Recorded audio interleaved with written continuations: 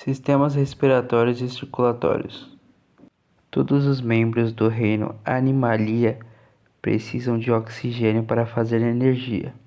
O oxigênio é compulsório. Sem oxigênio, a gente morre. Mas, como você sabe, o subproduto do processo que nos mantém todos vivos, respiração celular, é o dióxido de carbono, ou CO2, que não faz um pingo de bem aos nossos corpos. Então a gente não precisa apenas captar oxigênio, mas também precisamos nos livrar do CO2. É por isso que nós temos os sistemas respiratórios e circulatório, para trazer o oxigênio do ar aos nossos pulmões, circulá-los por todas as nossas células com o nosso coração e artérias, recolher o CO2 que nós não precisamos com as nossas veias e liberarmos com os nossos pulmões quando respiramos. Quando você pensa no sistema respiratório, a primeira coisa que vem na sua mente são os pulmões, certo? Mas alguns animais conseguem absorver o oxigênio sem pulmão por meio de um processo chamado simples difusão, que permite que gases se movam por e através de membranas molhadas. Por exemplo, artrópodes têm pequenos poros por todo o seu corpo que deixam o oxigênio perambular por seu corpo, onde é absorvido por estruturas respiratórias especiais.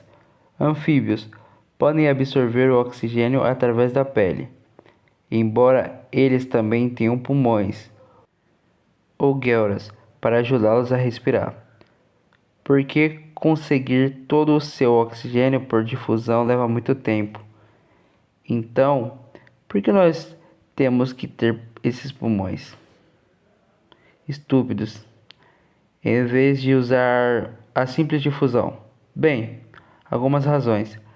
Para começar, quanto maior o animal, mais oxigênio ele precisa. E muitos mamíferos são bem grandes, então precisamos ativamente forçar o ar para nossos pulmões para obtermos oxigênio para mover nossos corpos. Mamíferos e pássaros também têm sangue quente, portanto, têm que regular sua temperatura corporal. E isso precisa de muita, mas muita caloria. E para queimar essa caloria, precisa de um monte de oxigênio. Finalmente, para que o oxigênio passe através de uma membrana, a membrana deve estar molhada. Portanto, para um anfíbio absorver oxigênio através da pele, a pele deve estar muito úmida o tempo todo, para o anfíbio não é lá grande coisa. Mas eu, particularmente, não quero estar constante úmido. Você quer? É claro que os peixes também precisam de oxigênio, mas eles usam o oxigênio que já está dissolvido na água, por meio das suas guelras. Se você já viu uma guelra de peixe, você vai se lembrar que são apenas alguns filamentos de tecido em camadas juntas. Esse tecido de guelra extrai oxigênio dissolvido e excreta o dióxido de carbono. Ainda há peixes que têm pulmões, como a piramboia, que é chamado de peixe pulmonado, já que tem pulmões, e são onde os pulmões aparecem primeiro no reino animal. Todos os animais, dos répteis para cima, respiram com pulmões localizados em seu corpo, basicamente bem atrás do coração. Enquanto nós, animais mais complexos, não usamos difusão para conseguir o oxigênio diretamente. Nossos pulmões conseguem. Os pulmões repletos de membrana da dissolução do oxigênio que são mantidas úmidas com muco. Um nome bem legal para uma banda.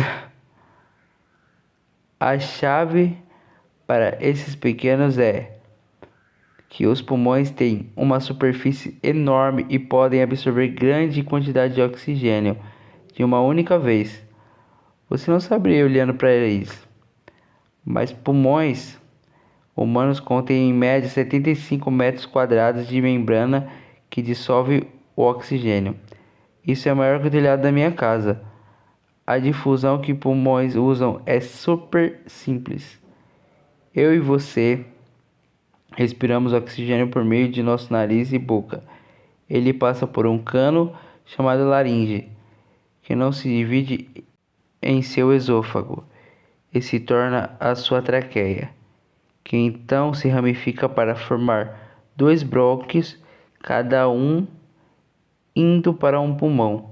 Esses brônquios se ramificam de novo, formando um tubo cada vez mais estreito chamado bronquíolos. Esses bronquíolos eventualmente terminam em pequenos sacos chamados de alvéolos. Cada alvéolo tem, em média, 50 micrômetros de diâmetro, mas cada um de nós tem cerca de 300 milhões deles. E aqui é onde a mágica acontece. Alvéolos são pequenas bolsas de finas membranas úmidas, que são totalmente cobertas por minúsculos capilares estreitos, repletos de sangue. O oxigênio se dissolve através da membrana e é absorvido pelo sangue desses capilares, que vão por meio do sistema circulatório fazer todas as células do seu corpo felizes e saudáveis. Mas enquanto os alvéolos entregam o oxigênio, os capilares estão trocando o dióxido de carbono que o sistema circulatório acabou de recolher pelo corpo inteiro. Os alvéolos e os capilares basicamente trocam gás um pelo outro. De lá, os alvéolos pegam o CO2 e espremem para através dos bronquíolos da traqueia, finalmente para o fora do nariz e da sua boca. Portanto, expirem para mim uma vez. Parabéns. O oxigênio agora está na sua corrente sanguínea. Agora expire. Maravilha. O CO2 agora deixou as instalações e você não tem pensar sobre isso. Então, você tem que pensar em algo mais importante. Os pulmões. Como eles funcionam de verdade? Como eles fazem as coisas que tem que fazer? Como eles fazem para entrar e sair o ar? E essas coisas. Bem, uma ótima questão. Pulmões são como bomba, mas eles não têm nenhum músculo que causa contração ou expansão. Para isso, nós temos essa grande e plana camada de músculos que fica bem embaixo dos nossos pulmões, chamado diafragma torácico. No final de uma inspiração, seu diafragma está relaxado. Imagine um arco empurrando o fundo dos seus pulmões para cima e os forçando para fora, de forma que eles não tenham muito volume. Mas quando você inspira, o diafragma se contrai e se achata, permitindo que os pulmões se abram. Questão: o sistema cardiovascular é o responsável por transportar o sangue para todas as partes do nosso corpo. O caminho que o sangue percorre pode ser dividido didaticamente em dois circuitos: A. Sangue venoso e arterial. B. Circulação pulmonar e sistemática. C. Média e grande circulação. D. Circulação cardiovascular e circulação encefálica. E. Coração e vasos sanguíneos.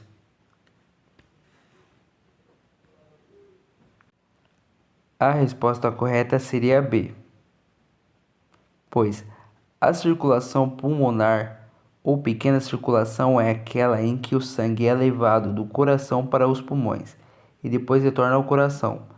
Já na circulação sistêmica ou grande circulação, o sangue é levado do coração para o corpo e do corpo para o coração.